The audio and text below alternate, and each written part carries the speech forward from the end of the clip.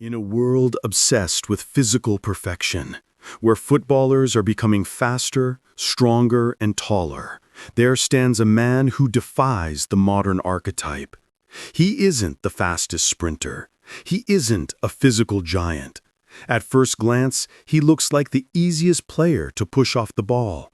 But give him a split second, and he has already seen the future. Luka Modrić is not just a midfielder. He is a conductor.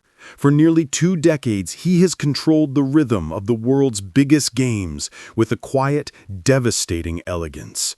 From the war-torn streets of Zadar to the bright lights of the Santiago Bernabeu, his journey is one of the most improbable stories in sports history. This is the story of the refugee who became a king. This is the story of Luka Modrić. To understand the resilience of Luka Modrić, you have to go back to 1985. He was born in the hamlet of Modrici, on the slopes of the Velebit Mountains. His childhood was simple, centered around his grandfather, also named Luka, who was his primary caretaker while his parents worked in a knitwear factory. But in 1991, the innocence of childhood was shattered. The Croatian War of Independence broke out. Serbian rebels occupied the area. On a cold December morning, his grandfather was executed by rebels near his home. The house was burned to the ground. 6-year-old Luka Modrić and his family were forced to flee, becoming refugees in their own country. They found shelter in the Hotel Kolovar in Zadar, a lot of the hotel. Amidst the craters and the fear, Luka found his escape. A former employee of the hotel remembers a small, skinny boy who would kick a punctured ball against the hotel wall for hours, ignoring the sirens. Football wasn't just a game for him. It was a way to block out the noise of war. Talent is often not enough. You need opportunity. When Luka went for a trial at Hajduk Split, the club he supported, the coaches took one look at his frail frame and sent him away. Their verdict? Too small, too weak. He will never make it.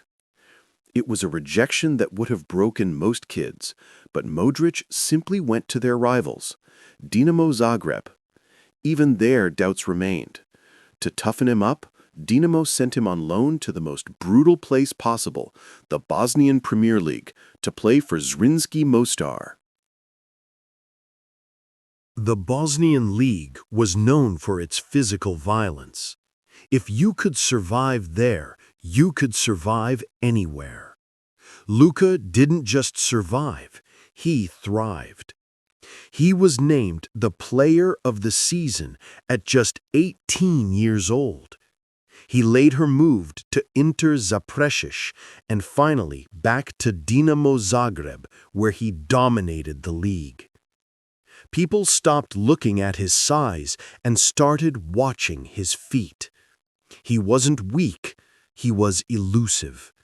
He learned to use his low center of gravity to spin away from giants. He turned his disadvantage into his superpower. In 2008, Tottenham Hotspur came calling. The Premier League is the most physically demanding league in the world, a place where intensity never drops, and every match feels like a battle.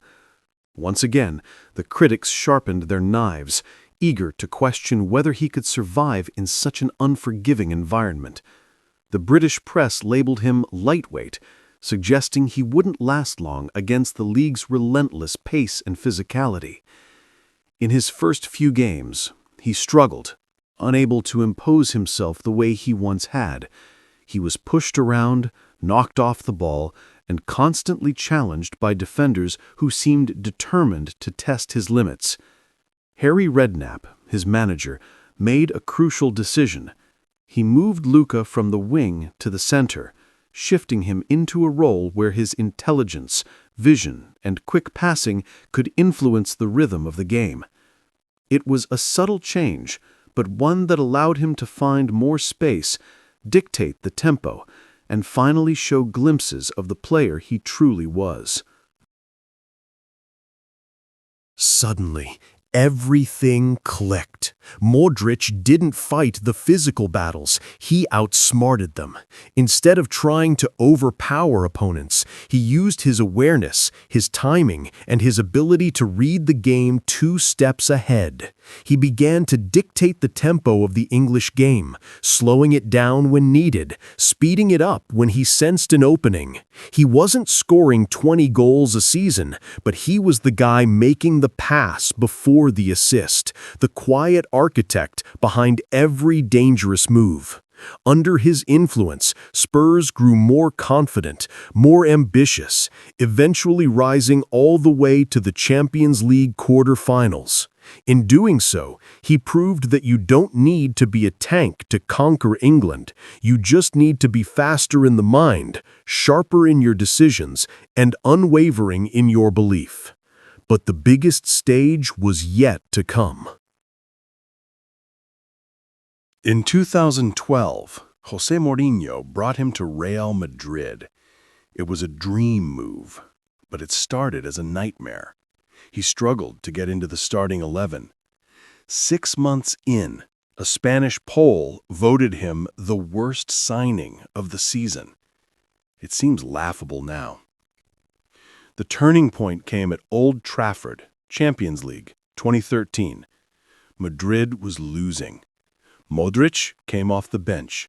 He picked up the ball, shifted it to his right, and unleashed a rocket off the post and in. That goal changed everything. From that moment on, Luka became the heartbeat of the greatest club team of the modern era. Alongside Toni Kroos and Casemiro, he formed a midfield trinity that conquered Europe. They won 3 consecutive Champions League titles, 4 in 5 years. While Ronaldo grabbed the headlines and Ramos provided the passion, Modrić provided the order. He was the glue, the man who could escape a press of 3 players with a simple drop of the shoulder. But his magnum opus came in the summer of 2018. At 32 years old, he captained a small nation of 4 million people, Croatia, to the World Cup final. They played 3 consecutive games that went to extra time. Physically, they should have collapsed. But Modrić refused to let them fall. He ran more miles than any other player in the tournament. He scored a stunner against Argentina. He led with a quiet, fierce dignity. Although they lost the final to France, the world recognized greatness. That year, Luka Modrić did the impossible. He broke the 10-year stranglehold of Lionel Messi and Cristiano Ronaldo, ending an era that had seemed unbreakable. He won the Ballon d'Or, lifting a trophy many thought would never leave the hands of those 2 giants. In that moment, the refugee boy from Zadar, who had once fled war with nothing but hope, was officially the best player on the planet, a symbol of resilience, talent, and quiet determination. Most players fade away after 34. Modrić, he just kept playing. At 37, he led Croatia to another World Cup semi-final, proving that age could slow legs, but not vision, intelligence, or heart. At 38 and 39, he remained vital for Real Madrid, guiding and mentoring the next generation, showing them through every touch, every sprint, every gesture what it truly means to wear the white shirt and uphold its standards. His signature move, the trivela, the outside of the boot pass, is a perfect metaphor for his life. It is unconventional, difficult to master, yet when delivered at the right moment, it becomes something both beautiful and decisive. just like Modrić himself, unexpected, elegant, and unforgettable when it matters most. History will remember the goals of Ronaldo and the magic of Messi, but it will also remember the little magician from Croatia, the boy who played in a war zone, who was told he was too small, and who grew up to cast a giant shadow over the history of football. Luka Modrić, the Balkan Mozart, a true master of the beautiful game. Thank you for watching our video. If you enjoyed it, don't forget to subscribe and check out our other content. See you in the next one.